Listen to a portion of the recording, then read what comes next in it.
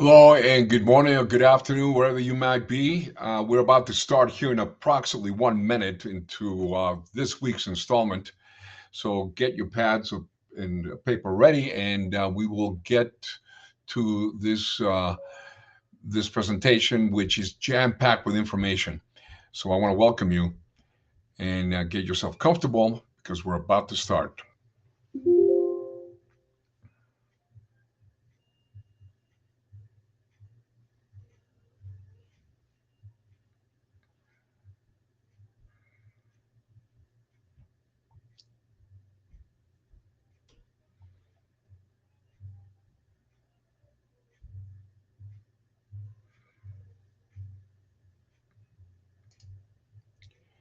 Hello, and welcome to this week's installment of the High Performance Business Solutions Drive Success with High Performance Teams. We'd like to welcome you and would like to present to you this today our presentation of leadership. My name is Paul De La Garza. I am with High Performance Business Solutions and I am an executive coach and speaker. And today we are going to be reviewing leadership of team empowerment and how to have your performance of your high performance teams improve upon your overall daily activities. So let's get started. Essentially, what we want to do today is talk about leadership and team empowerment. And the first thing that we're going to do is address the question of what is a team culture? A team culture essentially is in referring to the values, beliefs, dispositions, attitudes that unite a particular group and behaviors that unite a particular group, especially the core purpose and mission of that particular group. Why is this important? And in leadership, this is a critical measure of the efficiency of that particular leader and, frankly, of the efficiency of the culture. The right teamwork culture will create an extraordinary level of high morale, but more importantly, it will create a higher level of engagement, and engagement translates to productivity, efficiencies, and profitability. So it's extremely important to promote a culture of teamwork. Now, what is a cultural fit? So, how do you determine that someone is a good cultural fit for your particular team? Very simple. When you have an established culture based on those beliefs, those dispositions, those values, that mission, and that you see that that team member fits into that. What a cultural fit is not, however, is a person based on a person's age, race, gender, or dispositions of gender. It is not. Okay. So now, what is the best way to develop a team culture? Let's talk about that in terms of the details. And essentially, the first thing that we have to do is create a core purpose or a series of values where the team member looks upon this whole situation from the perspective of something greater than themselves, something that really they cannot accomplish on their own, but that they can accomplish this while joining the team or becoming part of a greater group. Now, in order for you to be able to establish that, we have to have some basic elements of a team culture.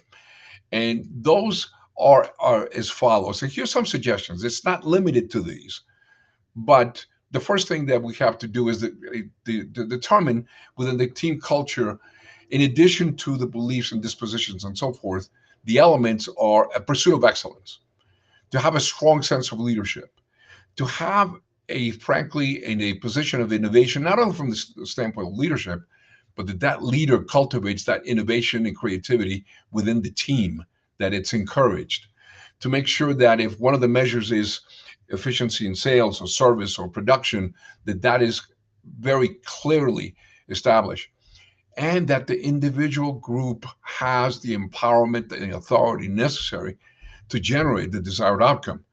Productivity is another critical thing. The team needs to know exactly how they're being measured. An accurate description of that productivity is also needing to be established so that the team knows exactly what their measure of success is. And ultimately, diversity, to make sure that you have a team that is diverse and that it's not necessarily excluding any particular group.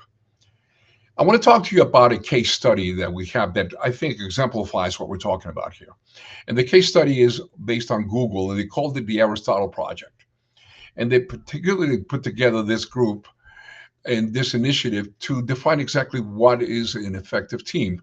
They named it Aristotle because it was in tribute to a saying that Aristotle used to have, which is the whole is greater than the sum of its parts.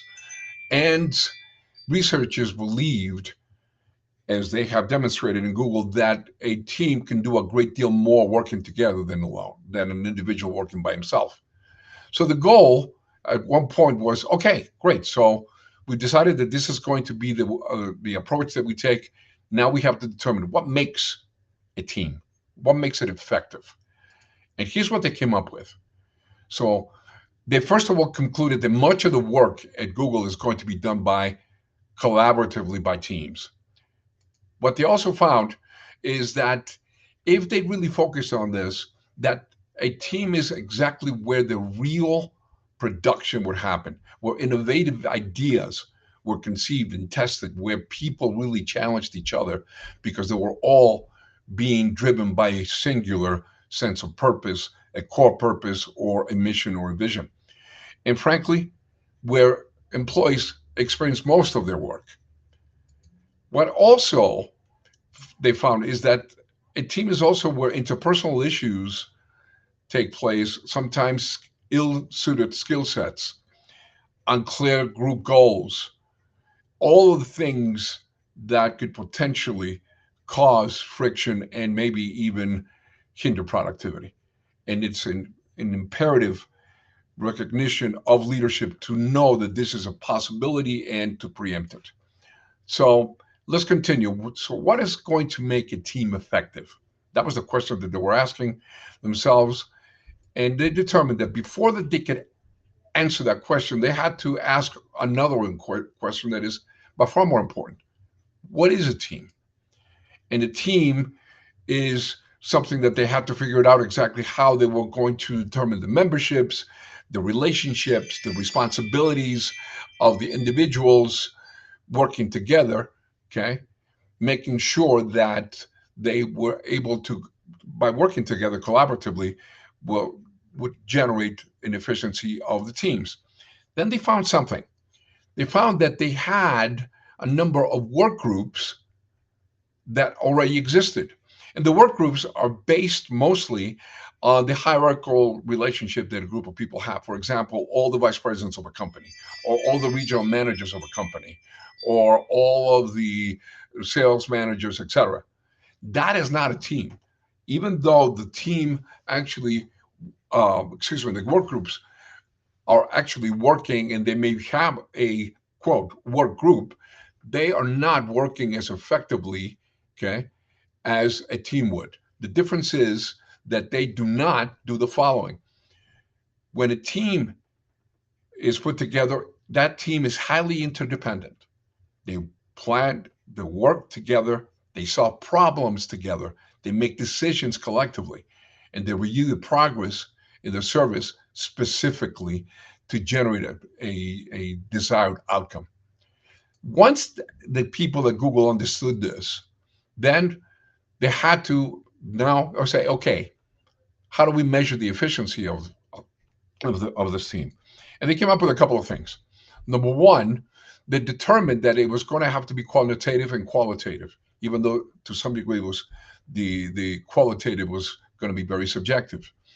And then they determined that for the qualitative assessments, the senior leadership determined that they had to rely on three critical groups. Number one, the executives, the team leads, and the team members. But they also found that each one of those individuals had a different perspective and a different measure in terms of what efficiency was. I want to point out a couple of things, and I want you to take all of them into account because all of them are relevant. So, executives were most concerned about the results, for example, sales numbers, uh, product launches, productivity, operational efficiency, etc. But the team members found that the team culture was the most important measure of the team effectiveness. And the team leads concept of that effectiveness had to be established on the level of ownership that the team member had, the amount of vision, the clarity of the vision, and where the goals were the most important measures, and they had to have those three components available so that they could actually promote the efficiencies of the qualitative evaluations and the quantitative evaluations. Both of those were extremely important to do. Okay. So now, as we continue the effectiveness of the team, there are four measures of combination of the researchers came up with. Okay. And here here they are. Well, actually five. Number one, the psychological safety of the team, dependability of that particular team, structure and clarity, the meaning and the impact that that team was going to create. Very briefly, let me walk you through a couple of things. The psychological safety is one of the things that unfortunately is overlooked a lot. In other words, it refers to the individual's perception of taking certain risk and going out there and making some suggestions, giving opinions, asking questions. The belief that a team is safe for of risk in terms of not being seen as intelligent or incompetent or maybe even disruptive. Okay, so psychological safety for the team member was one of the things that was of a great importance. And when a team is being formed, that's one of the things that the leader has to engage in ensuring. Number two, dependability. The team wants to be associated with a group that is going to have punctuality, quality of work, and delivery of that on time, that they could be depended on. They want to be associated with that kind of value. The next aspect of it was structure and clarity. Does the team have a clear understanding of what the delegated objective, mission, or core purpose is? And to make sure that the process of fulfilling those expectations and the consequences of one's performance are clear, that the goals are clear. Okay. In other words, you can have it through KPIs. In this particular case, was objectives and key results, OKRs, to help communicate short and long-term goals. The other component was meaning. Does the mission have truly a valuable, meaningful purpose? Because this really gets the team member engaged. This is where the engagement really happens, and productivity at the individual level is significantly achieved at the highest and best level. Okay. So the meaning of the work is a personal thing that has to be addressed, but it can vary. It can vary based on financial security. It can vary on what it means for the individual to be there in terms of supporting the family, helping the team succeed, etc. And then lastly, the effectiveness in terms of the impact, the results of the work. Okay, so once we have that, once the measure is established, once the desired outcome is achieved, did we create an impact? And this has to be determined from the very beginning. Those five critical things. Did we create an impact? Seeing one's work, making sure that one's work is contributing to something greater than ourselves is of extreme importance.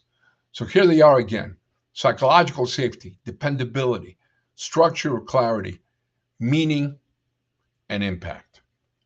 I sincerely hope that this has given you a glimpse, because it was meant to be nothing more than a glimpse in terms of how to put together a team, the difference, a culture of a team, the difference between a work group and a team, how depending on each other is of extreme importance, and how overall this is going to have a material impact on the success of your organization.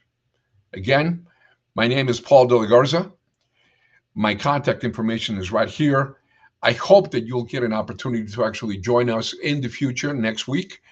And if you have any questions or anything of the sort, please feel free to actually reach out. We have access, you have access to last week's installment and information of how you can make contact with me so that we can actually go more in depth and let you know about a series of training programs that are forthcoming in the near future. Thank you very much. I hope that all is well. I hope you have a wonderful day and see you next week. Take care and be well.